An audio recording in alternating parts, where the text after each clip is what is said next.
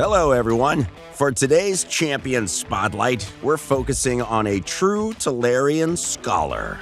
Meet Chronicler Adlin, a new legendary support champion from the Banner Lords. With her magic quill and arcane tome, she'll chronicle your champion's bravery and your enemy's demise. You can recruit her for free via the Adlin Chase event. Just log into Raid 7 times between April 11th and July 8th. However, as this event is part of Community Weeks, we're turning things up a notch. For starters, there are 14 days of login rewards instead of just 7. That's right, double the usual reward amount. Once you've claimed them all, the second phase of the chase begins, and you'll start earning points for winning PvE and PvP battles. There are several milestones with additional goodies to collect, including enough souls to get Adlin to level 5 of Awakening. That will be particularly useful because Adlin's kit is perfect for raiding the Sand Devil's Necropolis. Let's dive in for a closer look.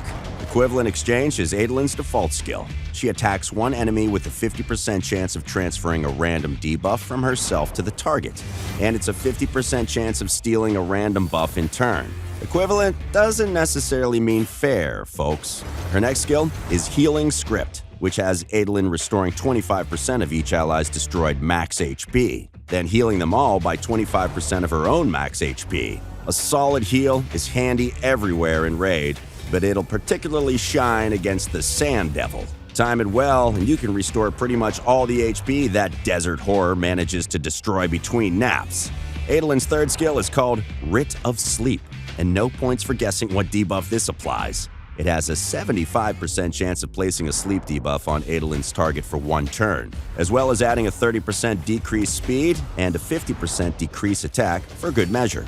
More importantly, Writ of Sleep bypasses the block debuff's buff, making it pretty valuable in the arena.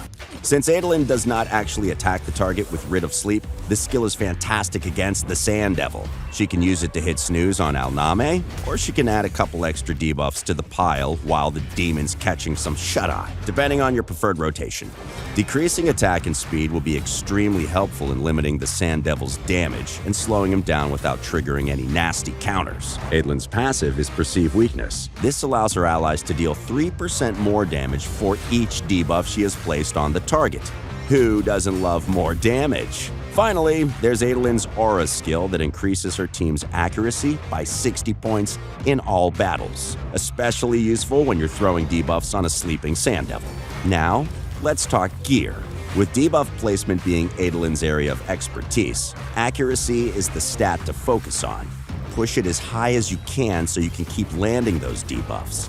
Speed and HP are also worth investing in. Speed so Adlin has more chances to place her all-important debuffs, and HP to boost her healing capabilities. As always, here's a list of artifact sets that we think are worth experimenting with. We look forward to seeing what thrilling epic she'll write for you in the Sand Devil's Necropolis and beyond. And that's it for today. Like the video, subscribe to the channel, and hit that bell for all the latest and greatest in Raid. Until next time, happy raiding!